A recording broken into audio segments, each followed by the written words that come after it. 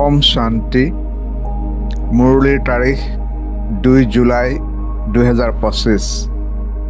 মৰমৰ সন্তানসকল, তোমালোক হৈছা দ্বৈত অহিংসক আত্মিক সেনা।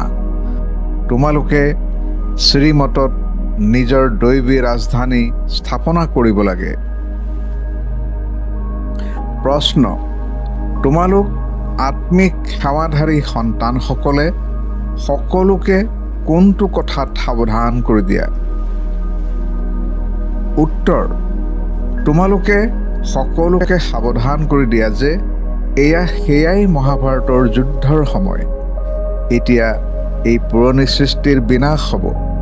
পিতাই নতুন সৃষ্টি স্থাপনা কৰাই আছে। বিনাশৰ পাছত আকৌ জয় জয়কাৰ হ'ব। তোমালোকে পৰস্পৰ মিলি উপায় উলিয়াব লাগে যে বিনাশৰ পূৰ্বে সকলোৱে পিতাৰ পৰিচয় কেনেকৈ পায়। গীত: তুনে ৰাত গৱাই চোকে, তুমি ৰাতি শুই কটালা। ধাৰণাৰ বাবে মুখ্য সাৰ। 1 নম্বৰ, পিতাই বিশ্বৰ মালিক হোৱাৰ পাঠ পঢ়াবলৈ আহিছে। সেইবাবে কেতিয়াও এনেকৈ ক'ব নালাগে যে মোৰ সময় নাই। শ্ৰীমতত তন মন ধনেৰে ভাৰতক স্বৰ্গ কৰি তোলাৰ সেৱা কৰিব লাগে।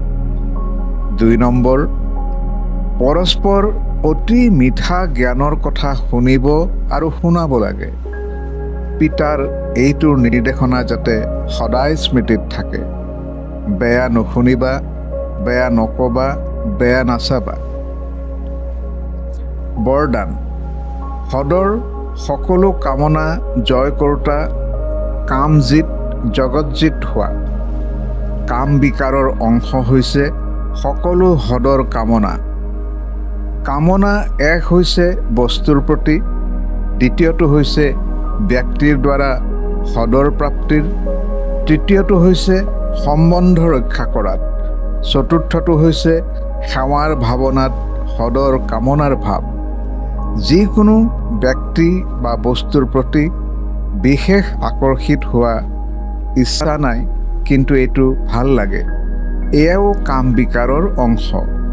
যেতিয়া এই সূক্ষ্ম অংশও সমাপ্ত হ'ব, তেতিয়া কামজিত জগতজিত বুলি কোৱা হ'ব।